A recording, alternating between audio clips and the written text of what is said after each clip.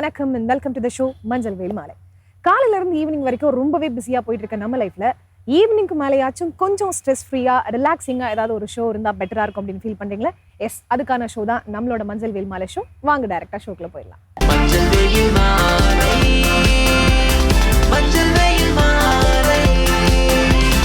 நம்ம ஷோட first segment யோகாசனம்.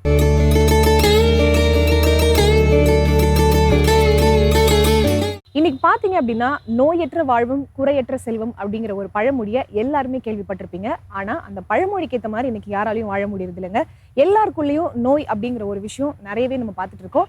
இந்த நோய்கள்ல இருந்து எப்படி விடுபடுறது, எப்படி நம்ம வந்து ஆக்டிவா ஹெல்தியா இருக்கிறது அப்படிங்கிறதுக்கு ஒரு நல்ல தீர்வு என்ன அப்படின்னு பாத்தீங்கன்னா யோகாசனம் தான். ஸோ அந்த யோகாசனத்தை எப்படி இவங்க சொல்லி தராங்க, என்னென்ன பெனிஃபிட்ஸ்லாம் இருக்குன்னு சொல்றாங்கன்னு பாருங்க. அனைவருக்கும் வணக்கம். இன்றைய யோகா பகுதியில் நம்ம பார்க்கக்கூடியது வந்து பார்த்தீங்கன்னா நம்மளோட கைகளுக்கான வந்து சில பயிற்சிகள் வந்து பார்க்க போகிறோம்.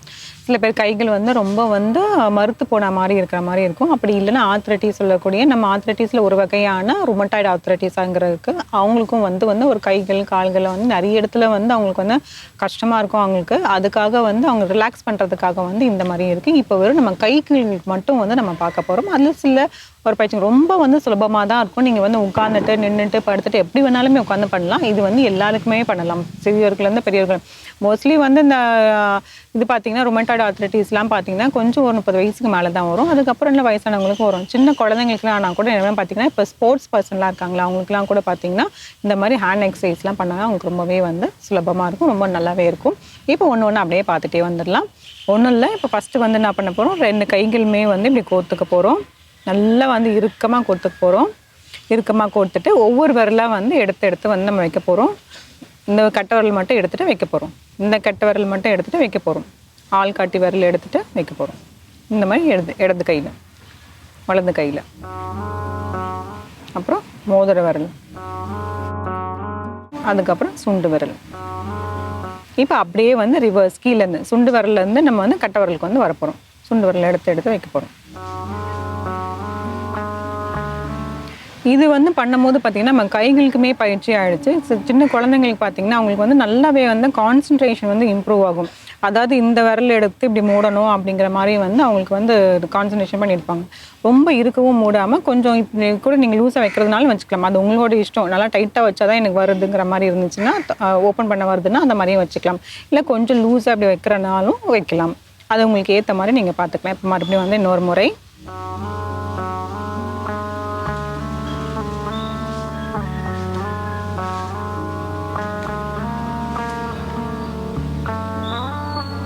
இப்போ அப்படியே கீழேருந்து சுண்டு வரலேருந்து மறுபடியும் வரும்.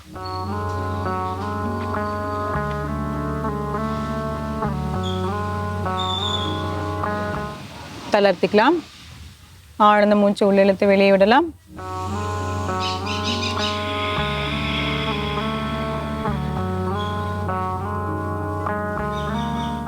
கையில் இருக்கக்கூடிய இந்த ஒவ்வொரு எலும்புகளும் சரி, ஒவ்வொரு தசைகளுமே சரி, எல்லாமே வந்து நல்லா வந்து ஆக்டிவேட்டர். நம்ம கைகளும் சரி கால்களிலும் சரி நிறைய அக்குப்ரெஷர் பாயிண்ட்ஸ் இருக்குது.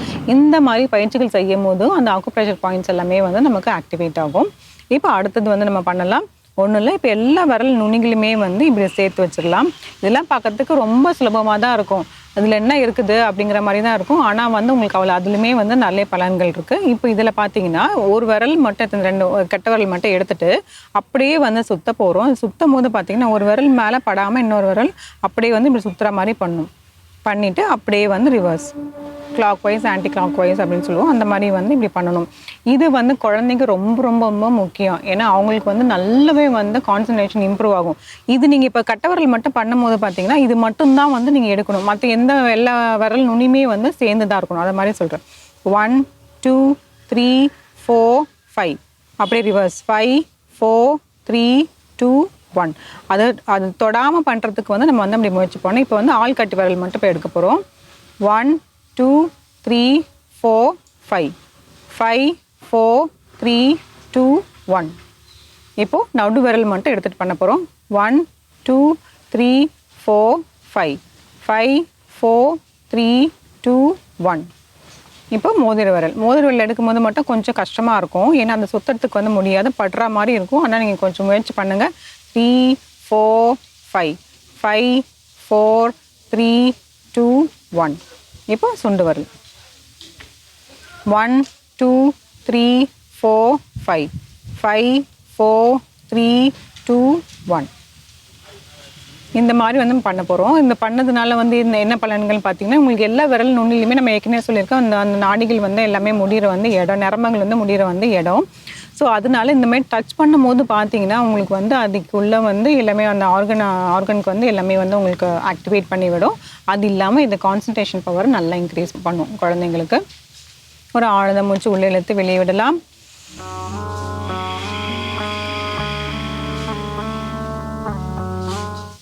இப்போ அடுத்தது வந்து பயிற்சி அப்படின்னு பார்த்தோம்னா, இது ஒன்றும் இல்லை, இந்த ஹூக்கு மாதிரி, அதாவது இந்த விரல்கள் மேலே இப்படி இருக்கு இல்லையா, இது மட்டும் இப்படி மடக்கிட்டு இப்படி வர போகிறோம். இப்போ ஒவ்வொரு இது இருக்குது பார்த்தீங்களா, இந்த இடம் இந்த இடம் இந்த எலும்பு, இந்த 3 எலும்புங்களாம் இருக்கு இல்லையா, அது மாதிரி வந்து இந்த ஃபஸ்ட்டு விரல் இது மட்டும் மடக்கி வந்து எடுக்க போகிறோம். அதாவது இப்படி வச்சுட்டு எடுக்க போகிறோம். இப்போ எப்படி வந்து நம்ம ஆசனங்கள் பண்ணும்போது வந்து ஒவ்வொரு தளர்வு பயிற்சி செய்யும் போது வந்து தோள்பட்டைக்கு தனியாக செய்கிறோம், கைகளுக்கு தனியாக செய்கிறோம், கால்கள் தனியாக செய்கிறோம், அது மாதிரி வந்து நம்ம கைகளுக்குமே வந்து நிறைய இம்பார்ட்டன்ஸ் கொடுக்கணும். இதில் வந்து பார்த்திங்கன்னா நிறைய வந்து போன்ஸும் சரி, நாடிகள் எல்லாமே வந்து இதில் தான் இருக்குது. நம்மளோட 5 பெரும் பூதங்கள் எல்லாமே நம்மளோட கை விரல்கள்லேயே இருக்குது. இந்த மாதிரி பண்ணிட்டு வரணும். இந்த மாதிரி பயிற்சிகள் எல்லாமே வந்து ஒரு 30 முறையாவது கண்டிப்பாக வந்து செஞ்சுட்டே வரணும். ஒரு 10 முறை செஞ்சுட்டு ரிலாக்ஸ் பண்ணிவிட்டு மறுபடியும் வந்து ஒரு 10 முறை வந்து இப்படி செஞ்சிடலாம். இந்த மாதிரி வந்து ஒரு 3 செட்டு வந்து கண்டிப்பாக வந்து பண்ணணும். இது பண்ணும்போது பார்த்தீங்கன்னா கொஞ்சம் இறுக்கமாக இருக்க மாதிரி இருக்கும். அந்த கைகள் முழுக்கமே வந்து கொஞ்சம் இறுக்கமாக இருக்கிற மாதிரி இருக்கும் உங்களுக்கு. ஆனால் அப்படி தான் இருக்கும். நீங்கள் ரிலாக்ஸ் பண்ணிட்டீங்கன்னா வந்து சரியாயிடும். தொடர்ந்து செஞ்சுட்டே இருந்தால் வலிக்கிற மாதிரி இருக்கும். அதனால தான் ரிலாக்ஸ் பண்ணி செய்யுங்க அப்படின்னு வந்து சொல்லணும். இப்போ அடுத்த பயிற்சிக்கு போகலாம். ஒன்றும் இல்லை, கைகளில் வந்து இந்த கட்டவரல் நல்லா இப்படி மூடிட்டு நல்லா இப்படி அழுத்தி இப்படி மூட போகிறோம். உங்களால் எவ்வளோ அழுத்த முடியுமோ அந்த அளவுக்கு அழுத்திட்டு நல்லா கொஞ்சம் நேரம் வந்து அப்படியே ஹோல்ட் பண்ணிக்கலாம். நீங்கள் இப்படியே வச்சுருக்கலாம், இல்லை இப்படி வைக்கலாம், எப்படி வேணாலும் வச்சுக்கலாம். இப்படியே வச்சு கொஞ்சம் நேரம் ஹோல்ட் பண்ணிக்கோங்க. ஒரு 10 வினாடிகள். 1 2 3 4 5 6 7 8 9 10 அப்படியே நல்லா விரிச்சிடணும். இப்போ எப்படி வந்து நம்ம முகத்தில் வந்து நம்ம முகத்தை வந்து நல்லா அப்படியே ஸ்குவீஸ் பண்ணிவிட்டு கொஞ்ச நேரம் ஹோல்ட் பண்ணிவிட்டு அதுக்கப்புறமேட்டு அப்படியே நம்ம விரிக்குவோம். அப்போ வந்து பார்த்திங்கன்னா நம்மளோட முகத்துக்கு வந்து நிறையா வந்து ரத்த ஓட்டம் அதிகம் போகும். அதே மாதிரி தான் நம்மளோட கைகளுக்குமே வந்து போகும். இப்போ அதே மாதிரி இன்னொரு டைம் வந்து பண்ணிக்கலாம். கைகள் கட்டை விரல் வச்சு உள்ளே வச்சுருங்க. எல்லா விரல்களும் மூடிடுங்க. நல்லா இறுக்க மூடிடுங்க. இதிலே இருக்கலாம். 1 2 3 4 5 6 7 8 9 10 நல்லா அப்படி வைக்கும்போது நல்லா அப்படி விரிச்சிடணும். கைகள் நல்லா அப்படி விரிச்சு வச்சிடும். தளர்த்திக்கலாம். ஒரு ஆழ்ந்த மூச்சு உள்ளே இழுத்து வெளியே விடலாம்.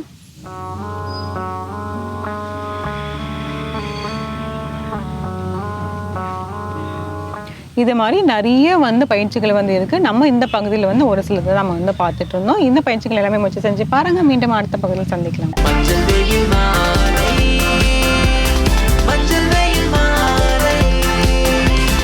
நம்ம ஷோட நெக்ஸ்ட் செக்மெண்ட் இங்கிலீஷ்ல பேசலாம். இங்கிலீஷ்ல பேசணும் அப்படிங்கிற ஒரு கனவு எல்லாருக்குள்ளயும் நிச்சயமா இருக்குங்க. ஆனா அதை எப்படி கத்துக்கிறது, யாரை அப்ரோச் பண்றதுன்னு தெரியாம முடிச்சிட்டு இருப்போம். நம்மளோட இந்த செக்மெண்ட்ல ரொம்பவே பிகினர்ஸ்க்கு ஈஸியா இங்கிலீஷ் சொல்லி கொடுக்குறாங்க. என்ன சொல்லி கொடுக்குறாங்க அப்படிங்கறத பாருங்க. ஹலோ ஃப்ரெண்ட்ஸ், இன்னைக்கு நம்ம இங்கிலீஷ்ல பேசலாங்கிற நிகழ்ச்சியில புதுசா என்னெல்லாம் பார்க்க போறோம், எப்படியெல்லாம் சென்டென்ஸ் அமைக்க போறோம், என்ன மாதிரியான ஆக்ஷன் வெர்ப்ஸை எடுத்து பயன்படுத்த போறோம் அப்படின்னு பார்க்கலாம். அதுக்கு முன்னாடி நமக்கு என்ன வேணும், ஒரு ரீகால் இல்லையா. நம்ம என்ன பார்த்துக்கிட்டு இருக்கோம், டென்சஸ் அப்படிங்கிற ஒரு விஷயத்தை பார்க்குறோம் இல்லையா, காலங்கள் அப்படிங்கிறத. இந்த டென்சஸ் அப்படிங்கும் போது நம்ம கிட்ட எவ்வளோ கைண்ட்ஸ் ஆஃப் டென்சஸ் இருக்கு, 12 கைண்ட்ஸ் ஆஃப் டென்சஸ் இருக்கு இல்லையா. ஸோ ஒவ்வொரு கைண்ட்ஸ் ஆஃப் டென்ஸ்மே என்ன ப்ரொவைட் பண்ணுது, ஒவ்வொரு டிஃப்ரெண்ட் மீனிங்ஸை நமக்கு கொடுத்துட்டு தான் இருக்கு. ஸோ அந்த டிஃப்ரெண்ட் ரூல்ஸுக்கு ஏற்றாப்புல டிஃப்ரெண்ட் மீனிங்ஸை நமக்கு ப்ரொவைட் பண்ணிக்கிட்டே இருக்கு. அப்போ நம்ம என்ன பண்ண போறோம், ரூலுக்கு ஏற்றாப்புல நம்ம என்ன பண்ண போறோம், வாக்கியத்தை அமைச்சு அந்த வாக்கியத்தை நம்ம பேச பழக போறோம் இல்லையா. ஸோ அப்போ நீங்களுமே அந்த வாக்கியத்துக்கு, அதாவது இப்போ நம்ம சோ கால்டு என்ன போயிருக்கோ அதெல்லாம் வந்து ப்ராக்டிஸ் பண்ணி பேச ஆரம்பிச்சுட்டு இருக்கீங்கன்னு நினைக்கிறேன். ஸோ இந்த பேச ஆரம்பிக்க தான் நமக்குமே எப்படி இருக்கும், ஒரு ஃப்ளூயன்சிங்கிறது ஒரு ஃபாஸ்ட்டாக நமக்கு வர ஆரம்பிக்கும். ஸோ அப்படி இருக்கும்போது இன்னைக்கான டென்சஸ் என்ன பார்க்க போகிறோம், எக்ஸ்க்ளூசிவாக ஃபியூச்சர் பர்ஃபெக்ட் டென்ஸை பற்றி தான் எக்ஸ்க்ளூசிவாக நம்ம பார்க்க போகிறோம். அதுலேயுமே பாசிட்டிவ் சென்டென்சஸ், பாசிட்டிவாக ஒரு வாக்கியத்தை எப்படி அமைக்கலாம், பேசலாம் அப்படிங்கிறது இருக்கு இல்லையா. ஸோ என்ன வாக்கியமாக இருந்தாலும் யார் முக்கியமாக அந்த வாக்கியத்துக்கு தேவைப்படுறாங்க, ஒரு verb form ஆக்ஷன் வார்த்தைகள் செயல் வார்த்தைகள்ங்கிறது தேவைப்படுறாங்க. அந்த செயல் வார்த்தைகள் அப்படிங்கிறது தான் என்ன பண்ணுது, அது ஒரு சென்டென்ஸையே முழுமையடைய செய்யுது இல்லையா? ஸோ அது இல்லாம நம்ம அந்த செய்யக்கூடிய செயல் வார்த்தைகள் யாரை குறிக்கணுங்கிறது இருக்கு. சப்ஜெக்ட் அப்படிங்கிற ரோல் இருக்கு. ஸோ இந்த சப்ஜெக்டை இண்டிகேட் பண்ணணும். அந்த எத்தனை சப்ஜெக்ட்ஸ் என்ன எழுதலாங்கிறது தான். அப்ப இன்னைக்கான சென்டென்ஸ் என்ன, இன்னைக்கான செயல் வார்த்தைகள் என்ன, அதை எப்படி வாக்கியத்துல அமைச்சு எப்படி தமிழாக்கங்களோட புரிஞ்சுக்கலாம் அப்படின்றத சொல்லி தருவாங்க. ஸோ நம்ம பார்க்கறது வந்து future perfect tense.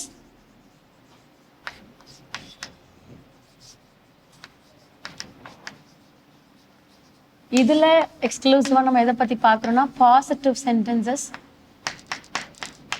So positive negative யார் இருந்தாலும் ஃபர்ஸ்ட் யார் வேணும், நமக்கு verb forms வேணும். V1 V2 V3, அதாவது present, past, past participle. Okay, so அப்போ நான் என்ன verb form எடுக்கிறேன்னா ஸ்டாண்ட்.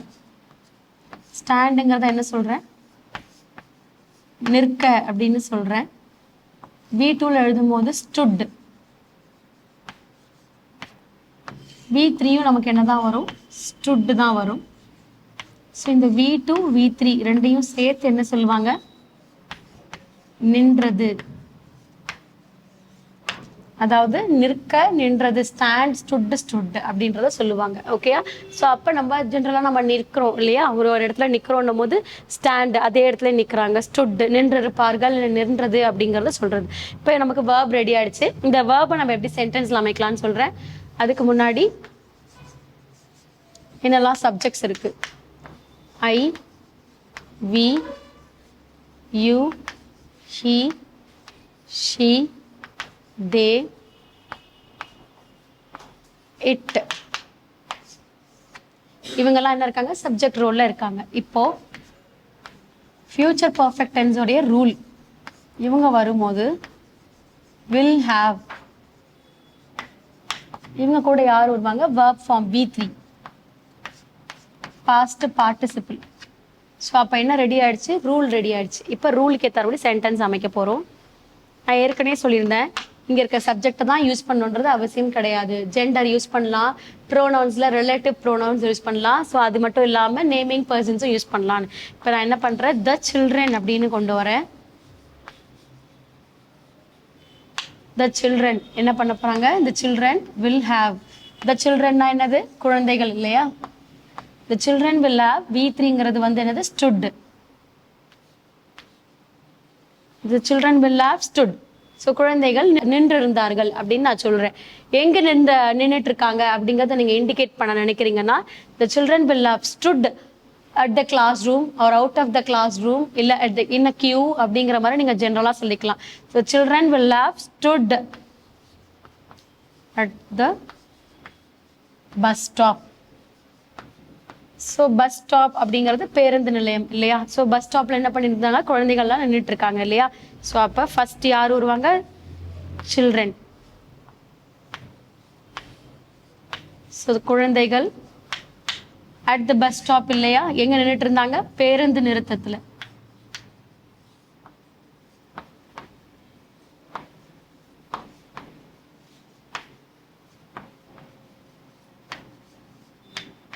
பேருந்து நிறுத்தத்தில். ஸோ என்ன பண்ணிட்டு இருந்தாங்க, will have stood, நின்று இருப்பார்கள் அப்படின்னு சொல்லலாம்.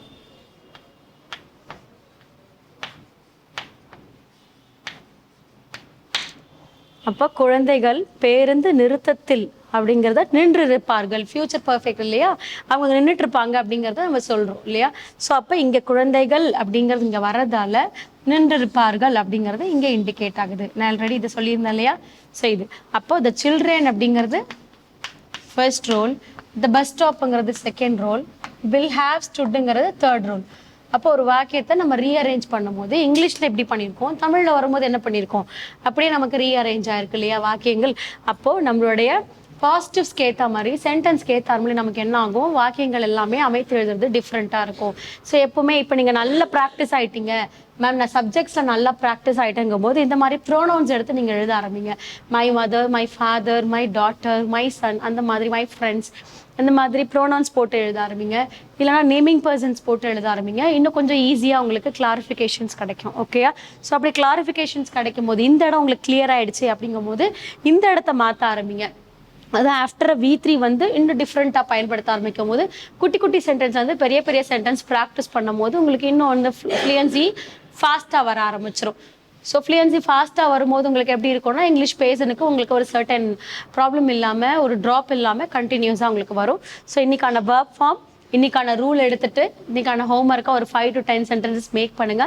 அடுத்த கிளாஸில் அடுத்த இன்ட்ரெஸ்டிங்கான சென்டென்ஸோட உங்களை மீட் பண்ணுறேன். தேங்க்யூ.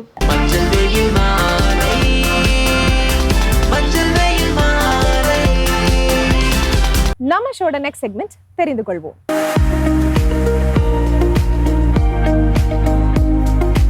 இந்த உலகத்துல நம்மளுக்கு எல்லாமே தெரியும் அப்படின்னு யாராலையும் சொல்லவே முடியாதுங்க. ஒவ்வொரு விஷயமும் நமக்கு புதுசு புதுசா தெரிஞ்சுக்கிறதுக்கு தினமும் இருந்துட்டே தான் இருக்கும். அந்த வகையில இன்னைக்கு நம்ம பார்க்க போற அந்த புது தகவல் என்ன அப்படிங்கறத பார்க்கலாமா? வாங்க. வசந்த் டிவி ரசிகர்களுக்கு வணக்கம். இன்னைக்கும் நம்மளுடைய தெரிந்து கொள்வோம் நிகழ்ச்சியில தெரியாத பல விஷயங்களை தான் தெரிஞ்சுக்க போறோம். எல்லாருக்குமே இந்த காஃபி டீ அப்படின்னாலே அடிக்ட் பண்ணா அப்படின்ற மாதிரி ஒரு எண்ணத்தோடய இருப்பாங்க. ஆனா இதெல்லாம் தாண்டி அந்த காஃபி நினைச்சதுன்னு வச்சுக்கோங்க, கிட்டத்தட்ட ஒரு 40 காஃபி குடிக்கிறீங்கன்னா அது ஒரு மனுஷனையே கொல்றோம் அப்படின்ற அளவுக்கு கெஃபைன் அதுல அதிகமா இருக்கு. கெஃபைனோட கண்டென்ட் அதிகமா இருந்துச்சு அப்படின்னா அது ரொம்ப ஹார்ம்ஃபுல் அப்படின்னு சொல்றாங்க. ரொம்ப அதிக அளவில் கன்சியூம் பண்ணும்போது, அதாவது ஒரே நாளில் நான் தண்ணிக்கு பதிலாக காஃபி மட்டுமா தான் குடிப்பேன் அப்படின்னு சொல்லி குடிச்சிட்டு இருந்தாங்க அப்படின்னா மேபி ரொம்ப டேஞ்சரான ஒரு சுச்சுவேஷனுக்கு போகிறதுக்கு சான்சஸ் இருக்குது அப்படின்னு சொல்கிறாங்க. 30 to 40% ஆஃப் நம்ம பிரெயினுக்கு போக வேண்டிய பிளட் சப்ளையை அப்படியே ஸ்டாப் பண்ணுற அளவுக்கு கெஃபைனுக்கு கேப்பபிலிட்டி இருக்கான். இதெல்லாம் படிக்கும்போது எனக்கே ஷாக்காக இருந்துச்சு. ஆனால் அதுதான் உண்மை அப்படின்னு சொல்கிறாங்க. சரி பரவாயில்ல. எனிவேஸ், நிஜமாவே காஃபி குடிக்கிறனால இந்த பிரச்சனை வரப்போகிறது கிடையாது.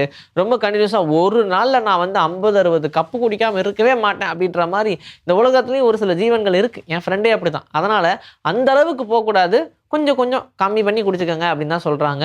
ஆனால் நம்ம குடித்த உடனே நம்ம இன்ஸ்டன்ட் ஃப்ரெஷ்ஷாக ஃபீல் பண்ணுறோம் இல்லையா, அதுவும் இது ஒரு காரணம் தான். இருந்தாலும் ரொம்ப அதிகமாக கன்சியூம் பண்ணும்போது தான் டேஞ்சர் சுச்சுவேஷன். பாடி நல்லா மஸ்குலராக இருந்துச்சு அப்படின்னா எப்போ அவரை பார்த்தாலே பயமாக இருக்குது, அவரால் வெயிட்டை ஈஸியாக தூக்கிட முடியும் அப்படின்னு நினைப்பாங்க. ஆனால் இது எல்லாருக்கும்லாம் ஒத்து போகாது. சில பேர் லீனாக இருப்பாங்க, இருந்தாலும் அவங்களால அதிகமான வெயிட்டை, ஏன் ரொம்ப மசில் வச்சுருக்கிறவங்களோட அதிகமான வெயிட்டை தூக்க முடியும். இதுக்கு காரணம் என்னென்னா கோர் ஸ்ட்ரென்த் அப்படின்னு சொல்லுவாங்க. உள்ளே இருக்கிற மசில், என்ன மசிலாக இருந்தாலும் சரி, அதை நீங்கள் எந்த அளவுக்கு ஸ்ட்ரென்தன் பண்றீங்களோ, உங்க போன் எந்த அளவுக்கு ஸ்ட்ராங்கா இருக்கோ அந்த அளவுக்கு தான் உங்களுடைய ஸ்ட்ரென்த்தா அது ஈக்குவல் ஆகும் அப்படின்னு சொல்றாங்க.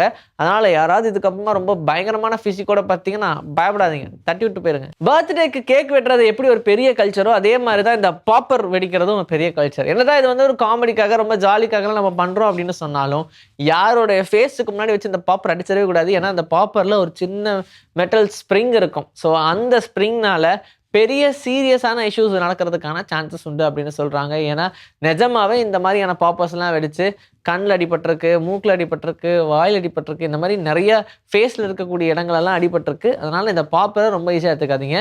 ஆனால் நம்ம கேக் வாங்குகிறோம், அந்த கேக்லேயே நிறைய மெட்டாலிக் கேக்கெல்லாம் பார்த்தீங்கன்னா அதுவே டேஞ்சர் தான். இருந்தாலும் இந்த பாப்பர் அடித்து அதில் வர பேப்பர்லாம் அந்த கேக்கு மேலே விழுகும் பார்த்தீங்களா, அது இன்னும் டேஞ்சர். எல்லாத்தையுமே நம்மளால் க்ளீனாக பரவாயில்ல அப்படின்னு சொல்லிலாம் சாப்பிட்ற ஆளுங்களும் உண்டு. ஏன்னா வந்துச்சுன்னா வாயிலிருந்து எடுத்து போட்டுக்கலாம் அப்படின்னு. ஆனால் அதையும் பண்ணக்கூடாது. ரொம்ப டேஞ்சர் அப்படின்னும் போது எதுக்கு அதை யூஸ் பண்ணிட்டு தூக்கி போட்டு கை தட்டிட்டு போயிட வேண்டியதானே.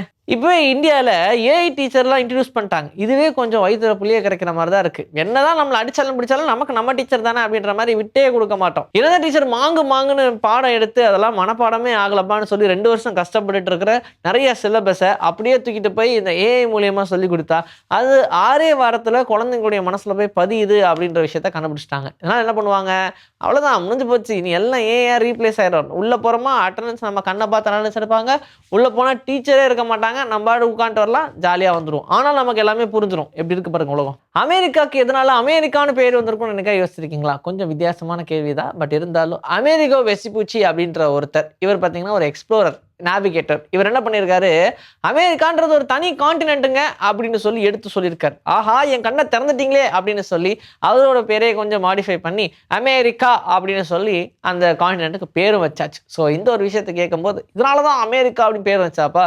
ஒவ்வொரு இடங்களுக்கும் பேர் வைக்கிறதுக்கு ஒவ்வொரு ரீசன் இருந்திருக்குன்னா பார்த்துக்கங்க. இன்னைக்கும் நம்மளுடைய தெரிந்து கொள்வோம் நிகழ்ச்சியில் தெரியாத பல விஷயங்களை தெரிஞ்சுக்கிட்டோம். இதே மாதிரி சூப்பரான கண்டென்ட்டோட உங்களை நான் வந்து சந்திக்கிறேன். This is bye from Vijayashree. Take care. இன்னைக்கு நம்மளோட மஞ்சள் வெயில் மாலை ஷோல பார்த்த ஒவ்வொரு செக்மெண்ட் வரைக்கும் உங்களுக்கு யூஸ்ஃபுல்லான இன்ஃபர்மேட்டிவான இன்ட்ரெஸ்டிங்கான நிறைய விஷயங்கள் இருந்திருக்கும் அப்படின்னு நம்புறேன். இதே மாதிரி ஒரு வண்டர்ஃபுல்லான எபிசோட மீண்டும் சந்திக்கலாம். Until then, it's bye from Farida and Manjal Velmali team.